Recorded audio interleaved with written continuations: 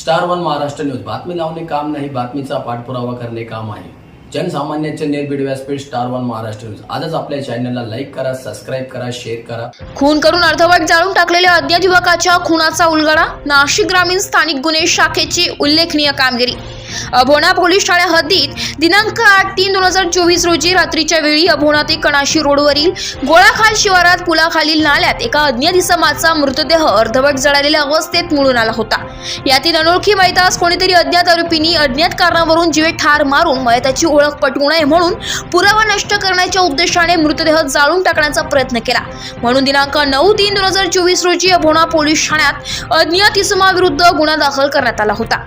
सदर खुनाच्या गुन्ह्याचे समांतर तपासात स्थानिक गुन्हे शाखेचे पोलीस निरीक्षक राजू सुर्वे यांच्या पथकातील अधिकारी व अंमलदार यांनी घटना घडल्यापासून सलग 7 दिवस कणाशी व अभोणा परिसरात तळ ठोकून गोपनीय माहिती घेण्यास सुरुवात केली. घटनेच्या दिवशी एका काळ्या रंगाची 4 व्हीलर कणाशी रोड परिसरात आली असल्याची माहिती पथकास मिळाली.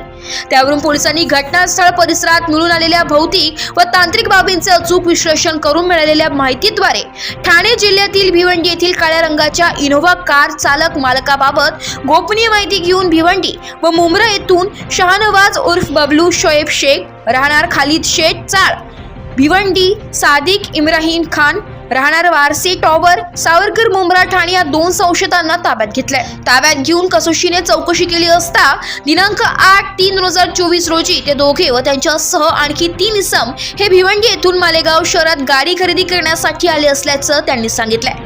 यातील संशयित शहानवाज उर्फ बबलू व साजिद खान यांच्यासह 3रा इसम हा शाहरुख खान त्याच्या सोबत मालेगाव येथे आला होता. मयत शाहरुख खान याच्या वर्तनाला कंटाळून संशयित शहानवाज उर्फ बबलू व साजिद खान व त्यांचे मालेगाव येथील अन्य साथीदार यांनी संगनमत करून लाथाबुक्क्यांनी मारहाण केली. तो बेशुद्ध झाला. तो मयत पावला असे समजून मालेगाव पासून इनोव्हा कारने अभोणा पोलीस ठाण्या हद्दीत पेट्रोल टाकून मृतदेह जळून पुरावा नष्ट करण्याचा प्रयत्न केलाय. या गुन्ह्यात स्थानिक गुन्हे शाखा नाशिक यांनी 2 संशयितांसह गुन्ह्यात वापरलेली काळ्या रंगाची इनोव्हा कार क्रमांक MH01 AE 008 ताब्यात घेतली असून पुढील तपास कामी अभोणा पोलिसांच्या ताब्यात देण्यात आलाय. स्टार वन महाराष्ट्र न्यूज साठी प्रतिनिधी इरफान पठाण, नाशिक.